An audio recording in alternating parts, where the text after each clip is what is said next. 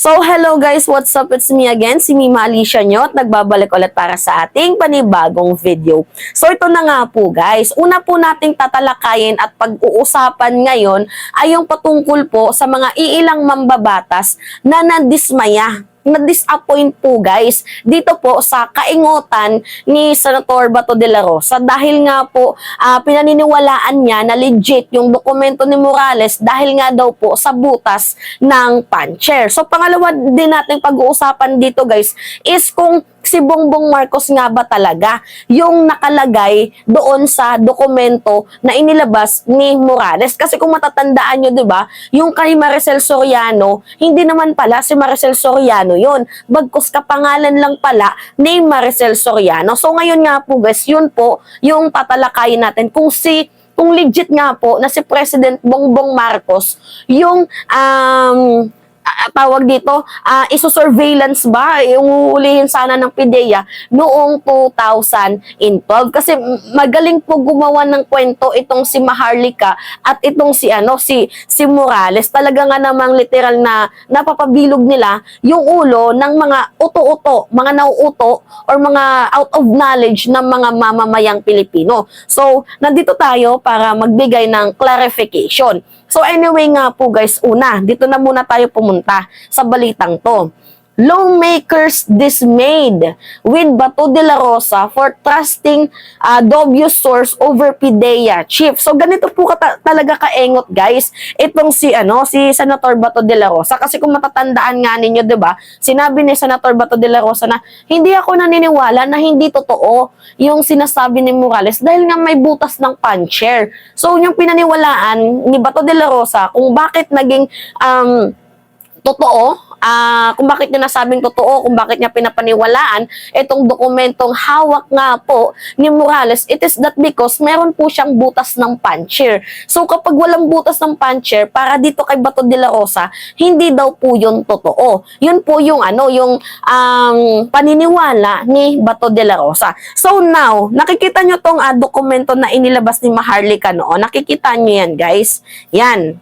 'Di ba, unang-una sa dokumento na 'yan, walang control number. I mean serial number. Wala pong serial number. At pangalawa, bakit po iisa yung pirma? Wala pong pirma ng walang pirma ng national staff ng PIDEA, walang pirma ng support service, walang pirma din ng service director na dapat sana in the first place tinanong yan ni Bato de la Rosa, at dapat sana yung PIDEA naging aware din na Senator Bato de la Rosa, hindi po kapani-paniwala yan kasi kapag magagawa ka po ng pre-operational report, dapat nandyan po yung pirma ng PIDEA ng national staff, yung pirma ng support service at yung service director, tapos yung gumawa, bali 4. So ngayon, ang nakikita nyo lang dito guys is isa lang yung pirma. Tapos makikita nyo yung binilugan ko dyan, no? Unit 4C. Isa po yan guys sa mga papel na nilabas ni Maharlika. Tapos sa second paper, makikita nyo, yan, nakikita nyo, diba? Unit 4C, tapos dito nakalagay Unit 46C. So ano to, magkaiba ba? So ngayon nga po guys, ito tatalakayin natin yan. So nakikita nyo guys, kapag kahit i-search nyo na lang, ganito kasi guys, kapag gagawa kayo ng pre-operational report, actually, dapat si Bato de la Rosa, bago siya nagpagawa ng nagpatawag, bago siya nagsagawa ng Senate hearing na yan, na pinatawag niya itong si Morales, sana dapat pinag-aralan niya yung binasa niya muna kung ano nga ba yung ginagawa. Kasi makikita nyo dito guys, no, pre-operation report. So sana man lang inalam ni Senator Bato de la Rosa kung paano nga ba mag-conduct ng pre-operational report dito sa PIDEA. So ngayon nga po guys, yan po yung hindi ginawa ni Senator Bato de la Rosa. Hindi ko alam kung gusto niyang lagpasan itong si Senator Robin Hood Padilla sa pagiging tukmol, pero isa lang yung nakikita ko guys. Mema lang to. Itong itong report nila, may ma-hearing lang, may masabi lang, basta masira or ma-demolish, kasi yun lang naman talaga yung objective nila, is ma-demolish itong si PBBM. Anyway, nakikita nyo to guys, actually na to, yan sinend yan ni Takeru Miyamoto. So nung binasa natin yan, bago ka po mag-conduct ng ng pre-operational report, may nakalagay diyan guys, the POR shall always be signed by the team leader and noted by the either of the following: PIDEA National Staff, Support Service Director, his or her authorized representative. So, bali, 4 ang kinalalabasan. Dapat meron kang gathered na perma ng National Staff ng PIDEA, Support Service, or Service Director. Kaso, ang nakita lang naman natin dito, guys, is perma nga lang po ni Morales na dapat doon, basag na siya. Yun nga lang, hindi masyadong hindi masyadong na-justify doon kasi ang ginawa lang talaga ni Bato de la Rosa, pinagsalita niya ng pinagsalita itong si Morales. Medyo nga, nakulangan nga din ako guys sa totoo lang, dito sa PIDEA, kasi bakit hindi nila sinabi yan? Kasi kapag sinabi nila yan, tapos na sana yung usapan 'di ba? At saka unang-una, bakit ito pinatulan ni Bato de la Rosa? Peke nga yung dokumento. Pero anyway, sabi nga ni Bato de la Rosa na naniniwala siya na totoong document because may butas daw po ng ng puncher. So nakikita nyo guys yung POR na yan po yung serial number. So dapat meron pong serial number para masabi natin na totoo. Kaso guys, wala pong pinakitang serial number at beside wala pong pirma ng PIDEA National Staff, Support Service at Service Director. Doon pa lang dapat basag na itong si Morales Kaso pag nafe-feel ni Bato na medyo basag itong si Morales, nililihis niya yung topic. So yun po guys, hindi yan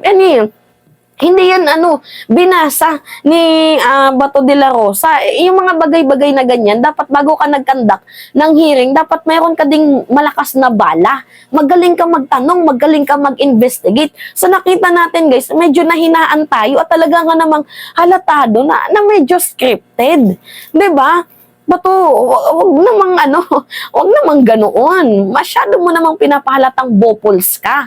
'Di ba? So ngayon nga po guys, meron tong connect the dots din. Itong ginawa niya nga po guys, kung dito nga naniniwala siya sa butas ng puncher, tapos naniniwala siya dito sa Maricel Soriano na kapangalan lang pala, how much more pa kaya?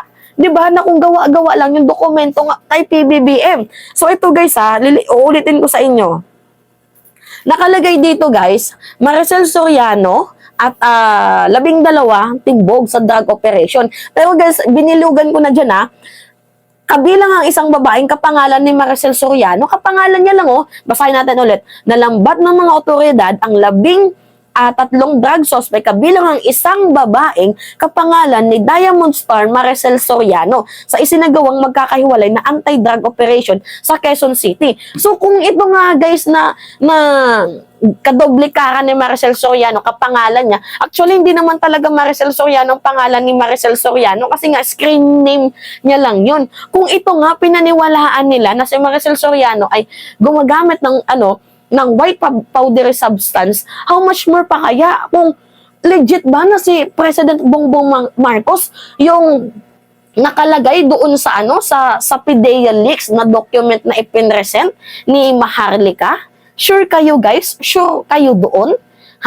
Kasi guys, kung ito nga pinaniwalaan nila na kapangalan lang ni Diamond Star, tinutukoy nila si Maricel Soriano na na-actress, how much more pa kaya kay President Bongbong Marcos? At saka, yung pangalan po guys, ng President Marcos, kung makikita nyo dito sa sa dokumento na na inilabas ni Maharlika, nakalagay dyan guys, Bongbong Marcos. Hindi po nakalagay dyan yung pangalan niya, yung Ferdinand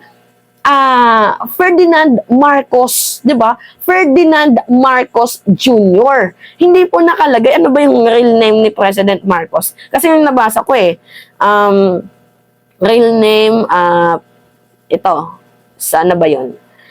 Ferdinand Romualdez Marcos Jr. 'Di ba? So sa tingin niyo guys, si President Bongbong Marcos yung nakalagay diyan? Pwede nating sabihin na mayroong Bongbong Marcos na nahuli noong 2012, pero hindi natin pwedeng sabihin na si President Marcos yan kasi in the first place, yung pangalan niya, Ferdinand Romualdez Marcos.